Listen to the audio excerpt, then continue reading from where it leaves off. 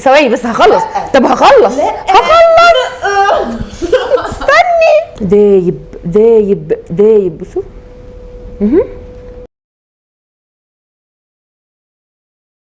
حلاوته مش طبيعيه. كل مش هندوق ولا ايه؟ يا نهار ابيض خضتوني.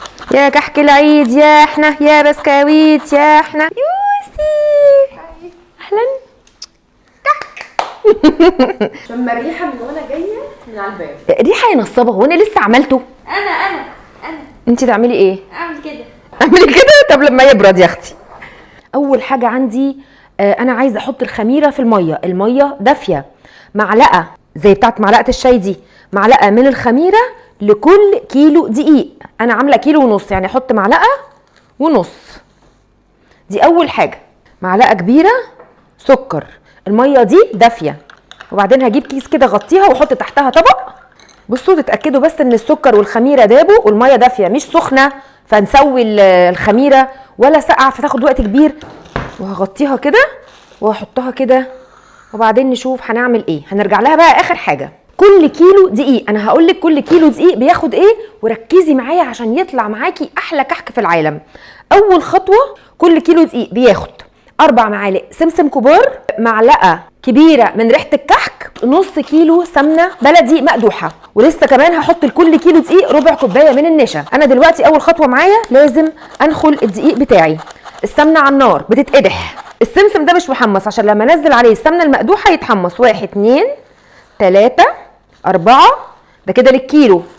هحط ايه 2 تاني عشان انا عامله كيلو ونص، يبقى كده 6 معالق سمسم كبار.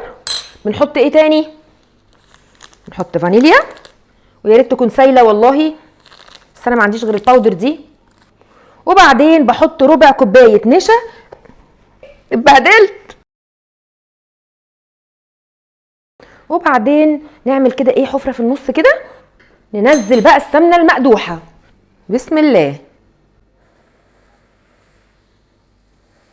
انا ما بحبش اعجن الكحك، ما بحبش احط له لبن، يعني هي الميه بس اللي هي الميه بتاعت الخميره بس كده.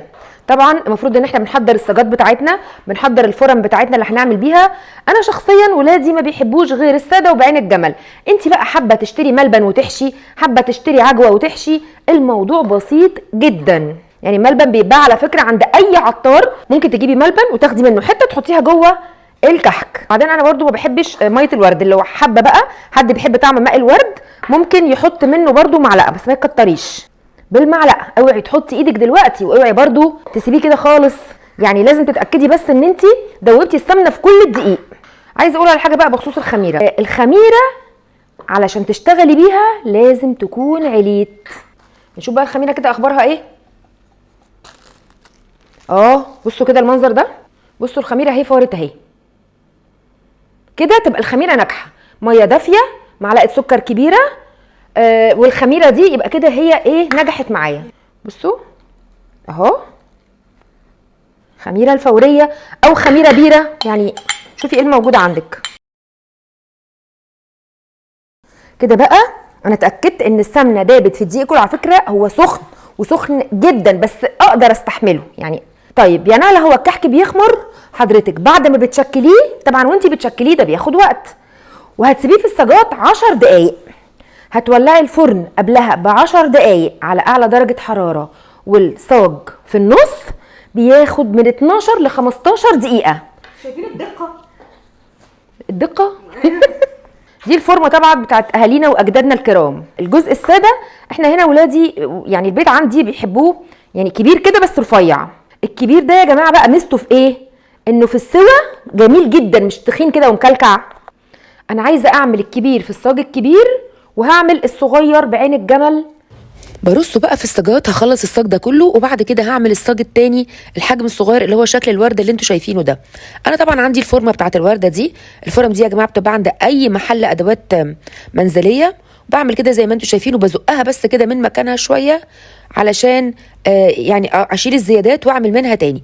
موضوع سهل قوي، بس في حاجه ملحوظه عايزه اقولها: ما تخنيش العجينه، يعني رفعيها زي ما انا برفعها كده وبعدين اعمليها.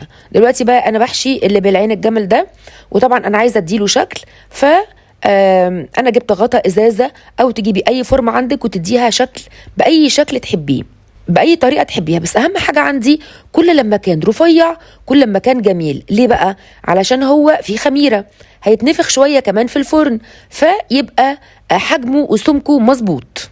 يعني دي اهم حاجه عندي. واديها بقى الشكل اللي انت عاوزاه، باي حاجه عندك اديها الشكل ده.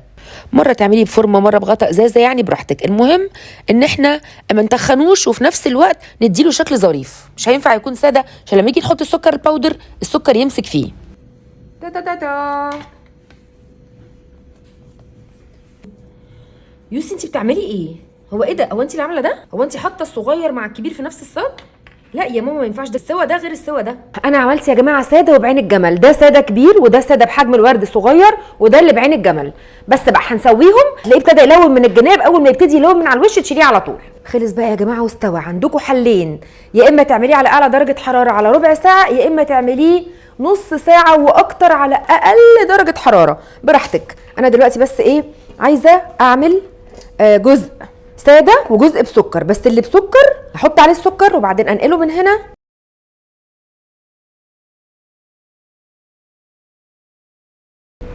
احلى كحك ده ولا ايه؟ احنا لازم بقى نفتحه وندوقه. طبعا انا سايبه شويه ساده وشويه بسكر، بس انا لازم اوريكم الملمس والريحه. طب استني انت عارفه انه دايب، بتاخديش من تحت خديه من فوق. طيب طبعا سلمى اللي بتصور، فاحنا هنستغل الموقف ده ونخليهاش تدوقه. بسم الله. بصوا ركزوا معايا. ايه ده ايه ده ايه ده ايه ده ايه ده؟ وانا مش هدوق ولا ايه؟ وريهم الظهر يا يسر. ووو. بصوا يا ولاد، بصوا انا عايزاكم تركزوا في القطمه دي. بصوا هو كبير بس رفيع، شايفين؟ بسم الله الرحمن الرحيم. هو بجد تحفه بجد. طب والغلبانه دي؟ مش بقول وانا مش هدوق. خد يا لهوي. طب مش هنوريهم اللي بيننا الجمل يا يسر؟ يعني جمل اهو. بصوا يا جماعه بايش ازاي، بصوا بايش ازاي. حلو يا سلمى؟ اكتر من رائع.